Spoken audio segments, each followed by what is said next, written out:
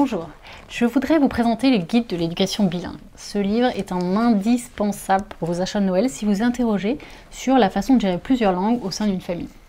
Donc pour cela, on a rencontré Emmanuel Saint-Martin qui a créé le magazine French Morning il y a 7 ans et qui a publié le guide de l'éducation bilingue.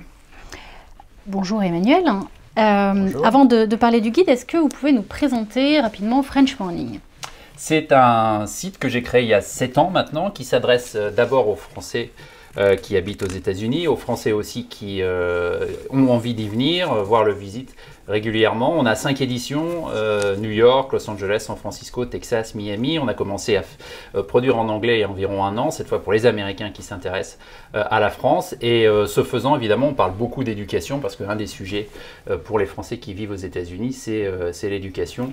Donc c'est comme ça que vous est venue l'idée du guide de l'éducation bilingue. D'où le guide de l'éducation bilingue, parce que c'est des questions qu'on avait toujours. On fait énormément de papiers sur les écoles françaises, aux États-Unis, sur la façon d'élever des enfants bilingues, etc. L'offre a absolument explosé en matière d'éducation bilingue depuis quelques années en tout cas. Donc c'était pour nous l'occasion de faire cet ouvrage. D'accord. Alors moi dans ce guide, j'ai beaucoup aimé la première partie, qui a une approche vraiment d'un guide pour aider les parents à travers tout un tas de sujets très divers, du cerveau chez les bilingues jusqu'à les stratégies des familles qui ont des enfants bilingues. Donc c'est une approche qui permet de rendre accessible à tous ce type de sujet assez complexe qu'est le bilinguisme.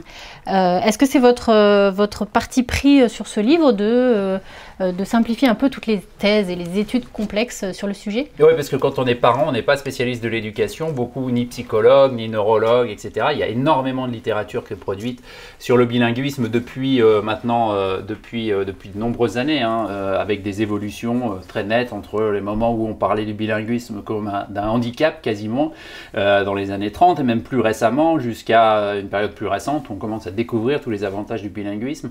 Donc pour des parents qui soit par nature, parce qu'ils sont dans un couple bilingue par exemple, ont besoin de ces informations, soit parce qu'ils ont décidé d'élever leurs enfants de manière bilingue, c'est important pour eux d'avoir un peu un résumé, de faire cette vulgarisation un peu de ce qui se passe. Et puis en fait, élever des enfants bilingues, c'est beaucoup se poser de questions, avoir des angoisses. Donc c'est un peu construit comme ça, c'est une manière de répondre aux grandes questions qu'on se pose. Oui, si j'ai bien compris, avoir un enfant bilingue, ça se mérite. C'est en gros.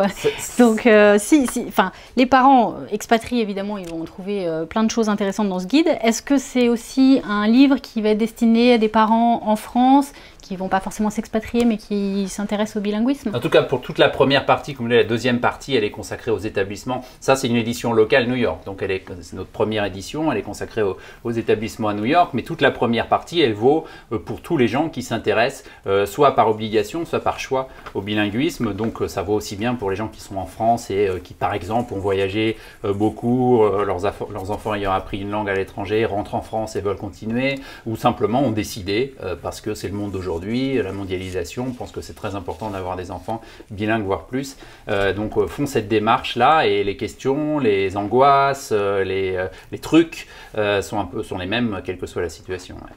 Alors effectivement, toute la deuxième partie, ça nous précise, c'est des interviews très précises sur les écoles bilingues dans la région de New York. Est-ce que pour l'avenir, vous avez d'autres versions en perspective aux États-Unis ou ailleurs? Oui, il est fait comme ça. Donc notre idée, c'est un peu de coller, comme French Morning est un magazine local aux États-Unis, mais local, décliné par ville, par grande ville ou par État. On va faire la même chose et on commence à travailler sur la Californie. On va faire donc un guide de l'éducation bilingue en français West Coast. Et puis aussi, on a commencé déjà à travailler sur une version française pour recenser aussi tous les établissements en France. Eh bien, merci beaucoup Emmanuel. En tout cas, Devenir bilingue recommande sincèrement la lecture de ce guide. Tous les sujets qui sont dedans sont ceux aussi que nous traitons sur devenirbilingue.com. Donc nous vous souhaitons une bonne lecture et puis de joyeuses fêtes de fin d'année. Merci.